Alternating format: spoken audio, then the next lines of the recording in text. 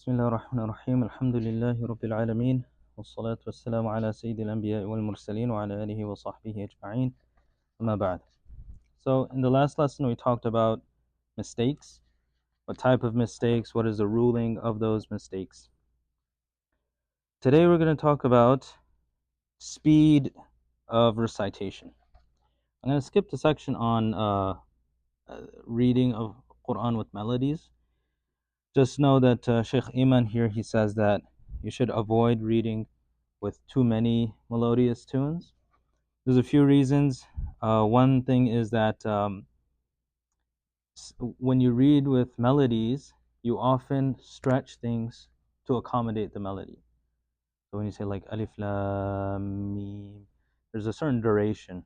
It's supposed to be like 6 harakas, for instance, or we could say 3 seconds, 3 Mississippis. Right? That's called 6 harakas in tajweed, usually. Not exactly, but usually. So when you have like a melody, what might happen is you want to accommodate the melody, and because of that, you extend it too long. And many of the reciters that you'll hear, when they're reading they have a very beautiful tune to it, they're not very cautious with that mud. So because of that, it's incorrect to do. And there's other reasons as well, and we talked about this last time, so we're just going to skip that section. And I want to move on to the speeds of recitation. So the first level. So first of all, what is speed of recitation? There's different ways you can recite. All are fine. And there's 3 major ways that he's going to mention here. They're all fine, and these are the speeds of recitation, meaning you might notice that for gatherings of Quran recitation, usually when you have those professional Egyptian Qur'an, they read very slowly. They don't read very quickly. Compare that to when you perform Salah, the Imam, he's reading much faster than that. And compare the normal Salah's pace with that of Taraweeh, it's much faster. So these are 3 different paces of recitation. And they have terms for it. So the first one is called at-tahqiq. At-tahqiq. The second one is called at-tadweer.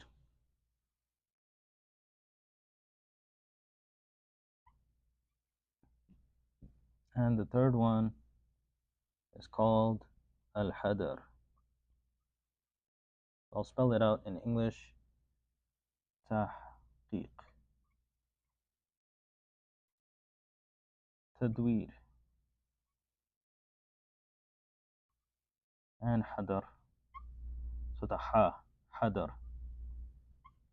All right. So these are the 3 paces of recitation.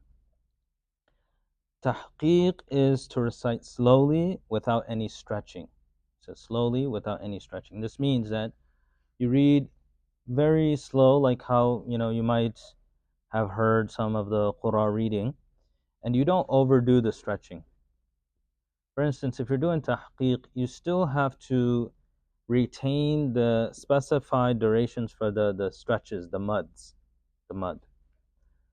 So for instance, if you're saying alif lam mim, so that could be, for instance, the normal pace. And if you're doing tahqiq, you can say alif lam mim, but with like a tune.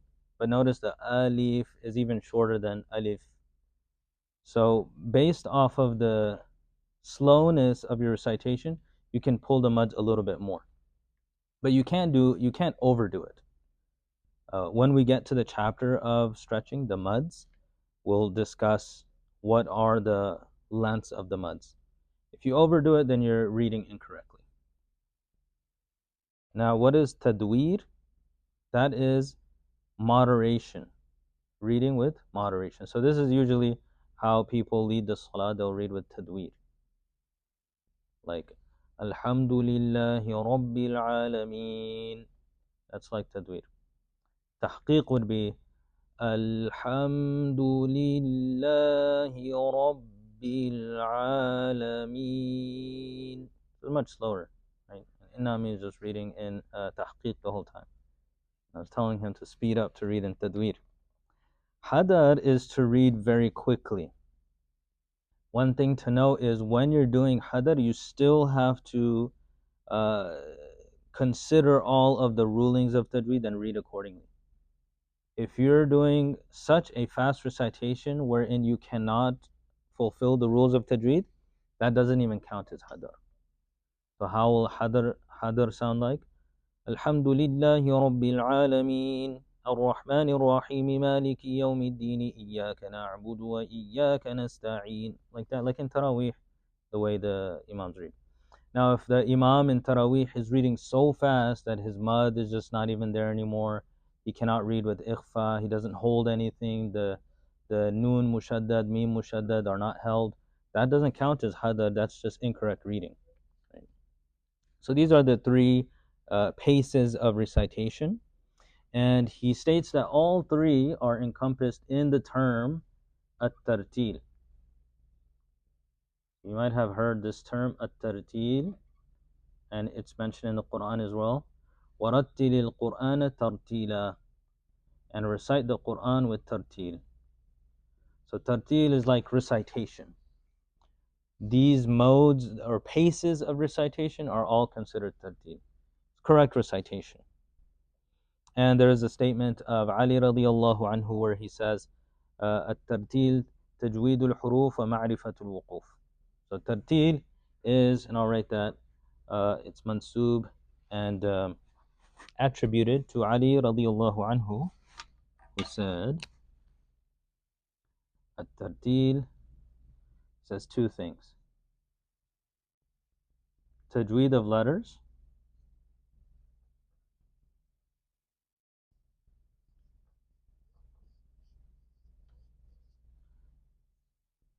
and knowing how to stop. Knowing waqf. I'll just write waqf. So waqf is like the art of stopping properly on a sentence, beginning after. He says tartil is these two things. What this tells you is that no matter what your speed is in recitation, you still need to read with tajweed, and you still need to know how to stop and how to start. Right? Is the podium getting in the way? You guys can, I don't know if you want to, you could put the second desk over there, so you have two rows. Right? This is blocking your view. You can just bring the desk over.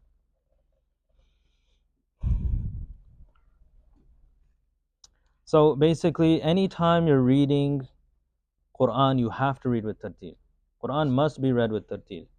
If you don't read Quran with tartil, then your recitation is sinful, like we mentioned before. So essentially, tajweed and knowing how to pause and how to start again. So these are the three paces. All three are fine, but one condition for all three is that tajweed must be kept while recitation. Okay, so we're gonna. I hope you guys got this right. If you want to take a picture, you can take a quick picture, inshallah. The next thing we're going to talk about is how to start recitation and what we should say when we begin the recitation. So, of course, we start reciting the Quran by seeking protection from shaitan, and then we recite Bismillah. So, there are different ways to do this. Saying A'udhu billahi minash shaitanir rajim, Bismillahir Rahmanir Rahim. Different ways to do this. So, Shaykh Ayman Abdullah, he says, when a reader wants to read something from the Book of Allah, subhanahu wa ta'ala, they must start with seeking refuge in obedience to Almighty Allah's words. فَإِذَا قَرَأْتَ الْقُرْآنَ فَاسْتَعِذْ بِاللَّهِ مِنَ الشَّيْطَانِ الرَّجِيمِ. Allah says in the Quran, whenever you read the Quran, then seek Allah's protection from the cursed shaitan. Right? So this is an ayah of Quran. Allah is telling you when you start reading Quran, you should say أعوذ بالله. أعوذ بالله من الشيطان الرجيم. Now this rule applies in the beginning of your recitation. whether that's in the beginning, your beginning of your recitation is the beginning of a surah or the middle of a surah, right? Beginning of a surah, let's say, is like Inna a'tainaka al-kawthar. That's the beginning of a surah. Middle of a surah, we can say Amana ar-rasulu bima unzila ilayhi. That's in the middle of, not the, technically it's at the end, but it's not the beginning of Baqarah. Right? So for both situations, you do have to read A'udhu Billah. Now, what about Bismillah? Bismillah, you have to read in the beginning of surahs. So technically, if you start in the middle of a surah, you don't have to read Bismillah. So if you're reading Amana Rasulu, if you're going to start your recitation with it, you do have to say A'udhu Billah. But you don't have to say Bismillah, because it's not the beginning of a surah. So, for instance, you could say أعوذ بالله من الشيطان الرجيم آمن الرسول بما أنزل إليه من ربه والمؤمنون. You don't have to say Bismillah. You can say Bismillah. Most of the time people do say Bismillah, but technically you do not have to. Bismillah is recited in the beginning of surahs. Now there's an exception to that. Does anyone know what is the exception? Surah Tawbah. It's not written there. Surah Tawbah, the Bismillah is not written there. So we don't read Bismillah in the beginning of Surah Tawbah. There's no Bismillah. And as I mentioned, if you're reading from not the beginning of a surah, you can do Bismillah if you like, but you must do A'udhu Billah. So let's see. Let's write this. A'udhu Billah. I'll just write A'udhu Billah, but it's like A'udhu Billahi minash shaitanir rajim. Must recite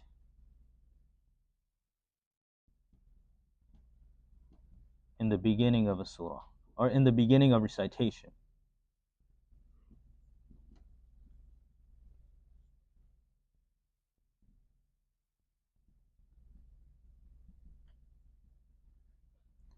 Bismillah.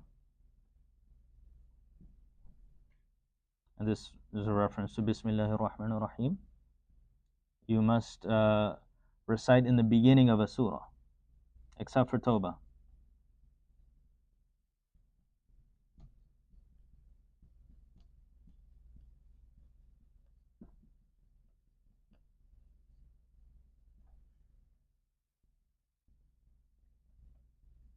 Okay. So, A'udhu billahi minash shaitanir rajim, you have to recite in the beginning of your recitation. When you sit down, you make the intention of reciting Quran. That the beginning of that must start with A'udhu billahi minash shaitanir rajim. If that is also the beginning of a surah, then also you have to add Bismillahir Rahmanir Rahim. And in the course of your recitation, let's say you finished one surah, you're starting another one, then you have to say Bismillah, unless it's Surah Tawbah. Okay, you don't have to say A'udhu Billah anymore. So there's a difference here. This says beginning of recitation, and that one says beginning of surah. So sometimes you have a joining of the two, sometimes they're separate. Okay, because the beginning of your recitation may be the beginning of a surah, but if you're in the middle of a recitation, you might finish and then you start another surah. Right? So depending on that situation, you might get certain circumstances. Now, he also adds here that there are some places where it's better for you not to say Bismillah. Meaning, we said when it's the beginning of your recitation, you say A'udhu Billahi Minash Shaitanir Rajim. Always in the beginning of your recitation. Then you can read Bismillah if you like. It's recommended, it's good, it's barakah, so you should read it. You don't have to. And there are some places where it's better not to. And he says those are places where Allah exposes the hypocrites, or mentions the fire of Jahannam or its description, or the mentioning of shaitan. If the beginning of your recitation is from one of those ayahs, then it's better for you not to say Bismillah. Okay. So for instance, he gives two examples.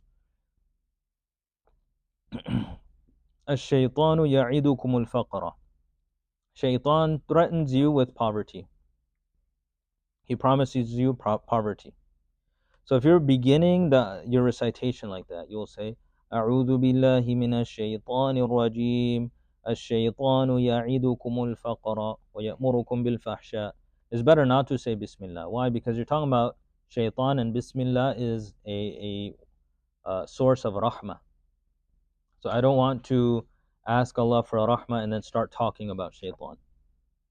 Another example, if the beginning of your recitation is وَقَالُوا اتَّخَذَ اللَّهُ وَلَدًا, they say Allah has offspring, Allah has children.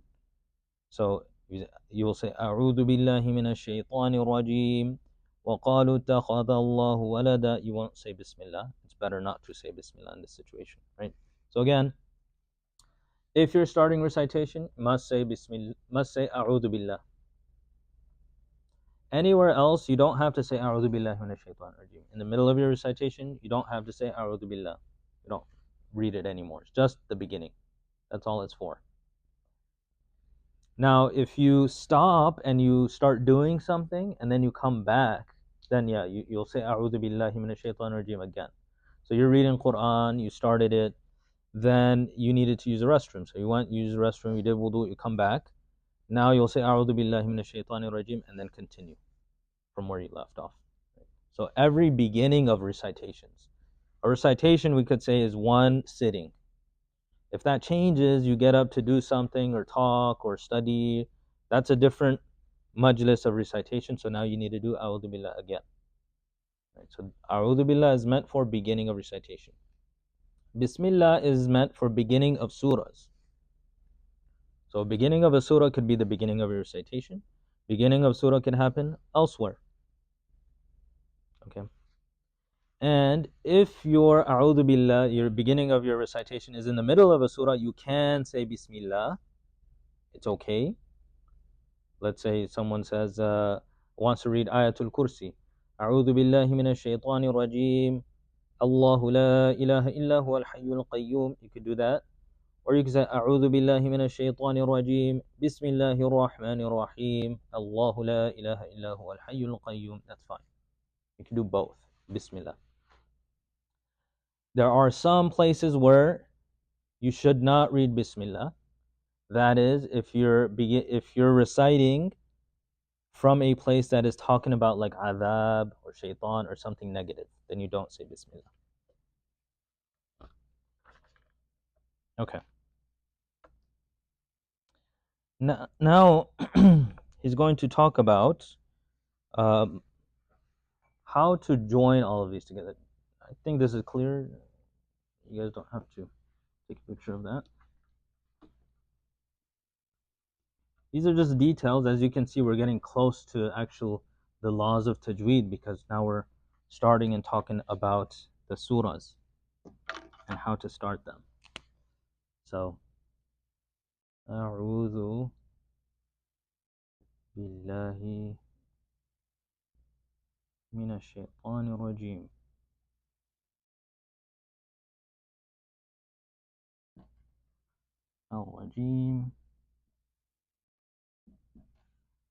بسم الله الرحمن الرحيم. In the Quran, I believe it's without an alif. بسم الله الرحمن الرحيم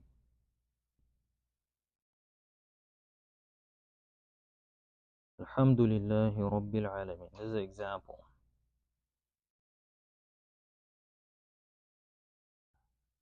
رب العالمين.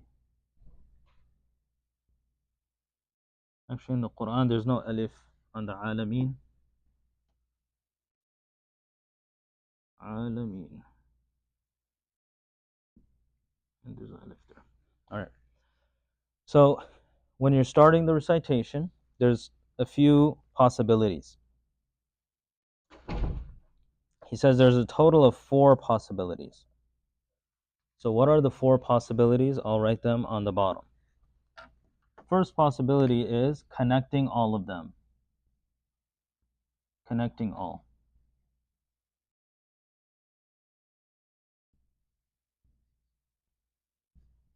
So what is connecting all? أعوذ بالله من الشيطان الرجيم بسم الله الرحمن الرحيم الحمد لله رب العالمين. You've connected all of them. Right, so that's permissible. You can do that.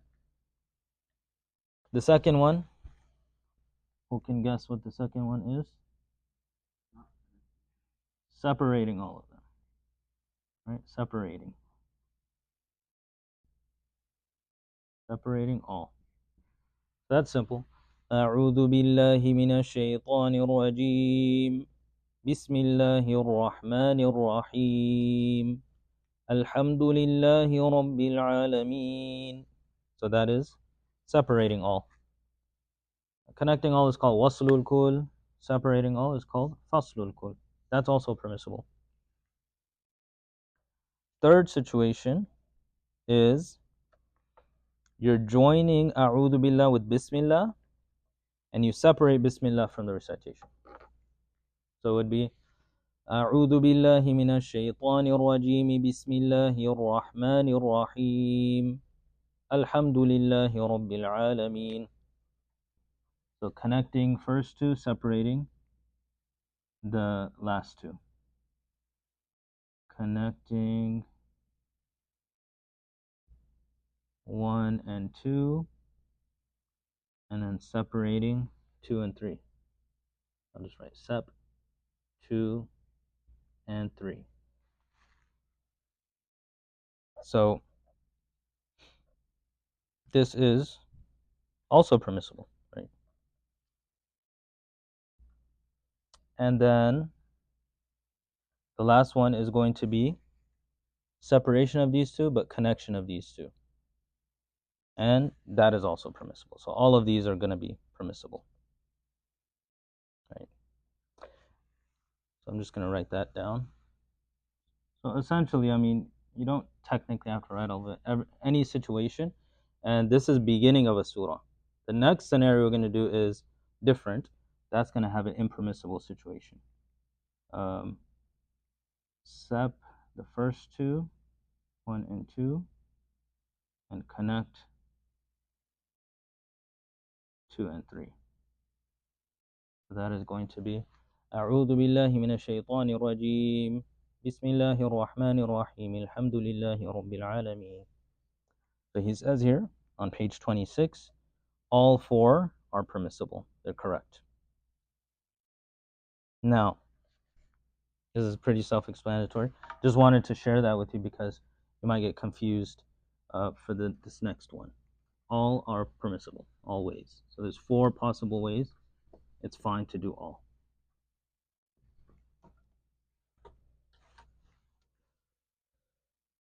Now, so that's starting your recitation.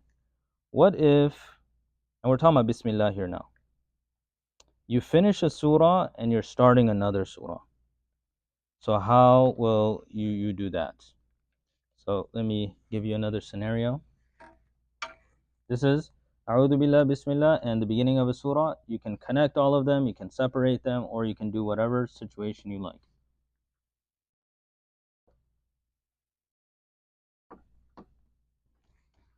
So for this one, let's do this.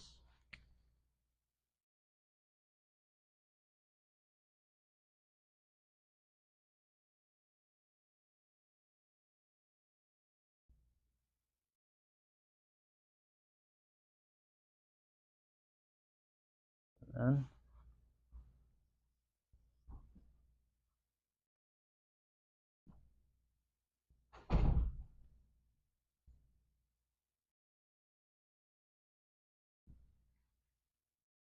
right, so end of Surah Ikhlas and beginning of Surah Al-Falaq.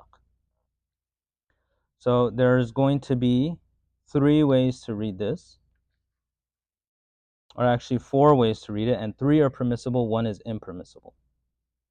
So I'll mention all of them to save time. I won't write it out.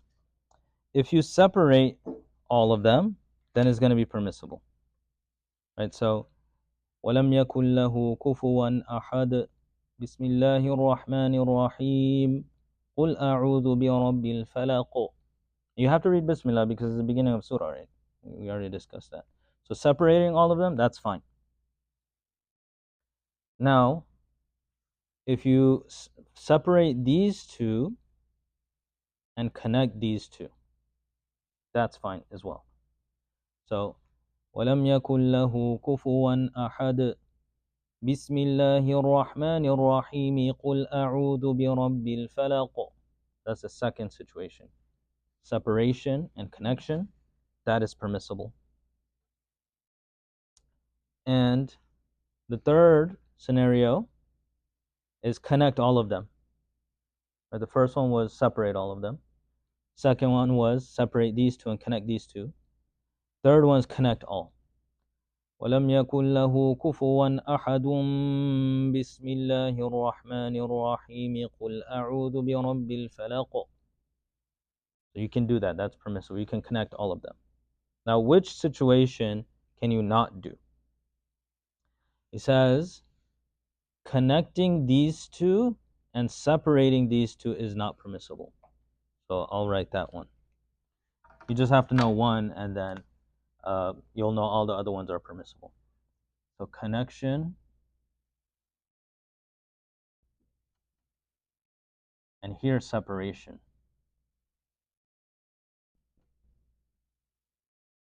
So this is going to be impermissible.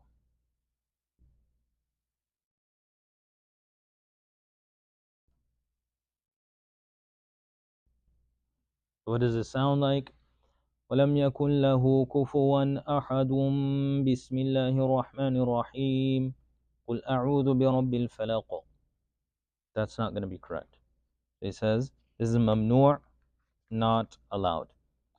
Now, why is it not allowed to do this? It gives you a false impression that the basmala is related to the finished surah. That's why the Qur'an say, don't do this, because someone might think that Bismillahir Rahmanir Rahim is part of this, and you just started a new surah. The original meaning of Bismillah is to do fasal and separate surahs.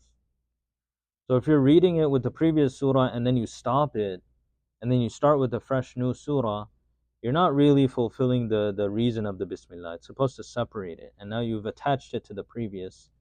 It gives the impression that it's part of that and not part of this. So it's supposed to be part of that new surah.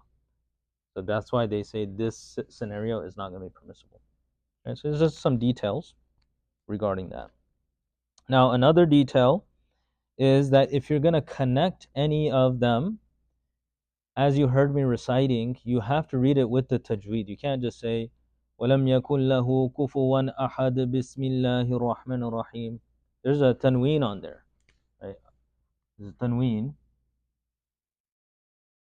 And then there's a ba after it. So you know the rule of tanween, that is after it is a ba, then you have to make the meme sound. Right? You have to do the iqlab there. So you have to say ahadum. You can't just say ahad bismillah. And here rahimi qul. You can't just say bismillahir rahmanir rahim qul. You have to do the with the kasra. So that is the information regarding how to start the recitation, the a'udhu billah, the bismillah, all of that. And now you know that you must start your recitations with a'udhu billah all the time. Bismillah, you can add that, you don't have to add it. If it's the beginning of a surah, except for Surah Tawbah, you do have to read the Bismillah. Right? So now we move on to the letters. We're going to start talking about the Arabic letters. And he goes into some detail about the alphabet and the order of the letters. You don't really have to know all of that.